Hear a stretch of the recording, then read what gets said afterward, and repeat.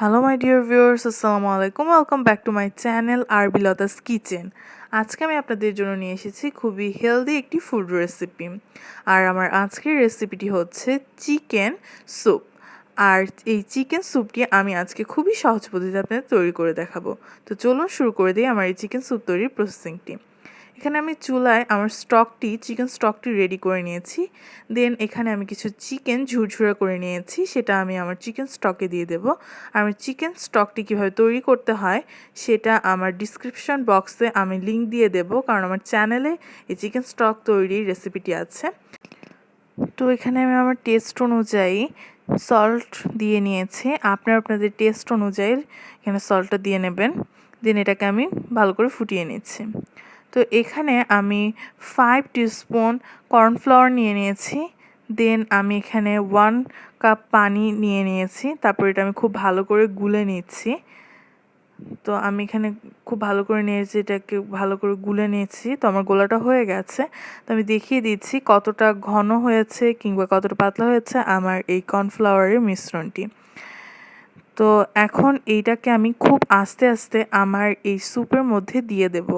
আপনারা বেশি আস্তে আস্তে দেবেন যাতে করে এটা জমে না যায় এক জায়গায়। আর কন্টিনিউয়াসলি আপনারা একটা চামচ দিয়ে নাড়তে থাকবেন আপনাদের স্যুপটি যখন কর্নফ্লাওয়ারটি অ্যাড করবেন আপনাদের স্যুপের মধ্যে। আর এই কর্নফ্লাওয়ার দেওয়াতে আপনার স্যুপের থিকনেসটা ঠিক হবে। তো আপনাদের স্যুপটা যেইভাবে যতটুকু থিকনেস বজায় রাখতে চান ঠিক ততটুকু কর্নফ্লাওয়ার অ্যাড করবেন। আস্তে আস্তে এভাবে কর্নফ্লাওয়ারটা আপনাদের স্যুপে অ্যাড করে নেবেন। তো এভাবেই কর্নফ্লাওয়ার দেওয়ার পর আমার স্যুপটা আমি ফুটিয়ে নিচ্ছি।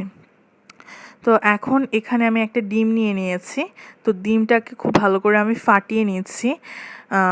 এই ডিমটা আমি আমার স্যুপে অ্যাড করব। তো আমার ডিমটাকে ফাটানো হয়ে গেছে। এখন ডিমটাও আমি কর্নফ্লাওয়ারের মতো আস্তে আস্তে দিয়ে নিচ্ছি। আর কন্টিনিউয়াসলি নাড়তে হবে। ডিমটাকে এক জায়গায় জমিয়ে দেওয়া যাবে না। ডিমটাকে নেড়ে আমি স্যুপের মধ্যে মিশিয়ে নিচ্ছি।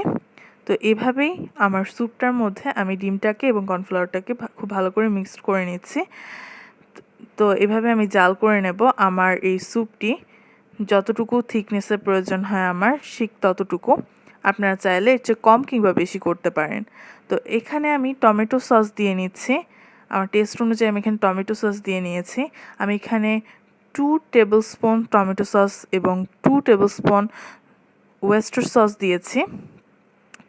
আপনারা যদি একটু বেশি ঝাল খান তো বাড়িয়ে দিতে পারেন। তো আমি এখানে আমার চিকেন যে স্টকটা সেটার মধ্যে গোলমরিচের গুঁড়োটা বেশি দিয়ে দিয়েছিলাম, তাই এখানে আমি কাঁচামরিচ দিইনি। তো আপনারা চাইলে কাঁচামরিচ ফাটিয়ে দিতে পারেন। তো তৈরি হয়ে গেল আমার এই মজাদার এবং হেলদি চিকেন স্যুপটি। আমি আশা করব আমার এই স্যুপটির রেসিপি আপনারা ফলো করে আপনাদের বাসায় এই স্যুপটি তৈরি করে নেবেন। আর আমার রেসিপিটি যদি আপনাদের ভালো লেগে থাকে তাহলে লাইক, কমেন্ট আর শেয়ার করতে ভুলবেন না।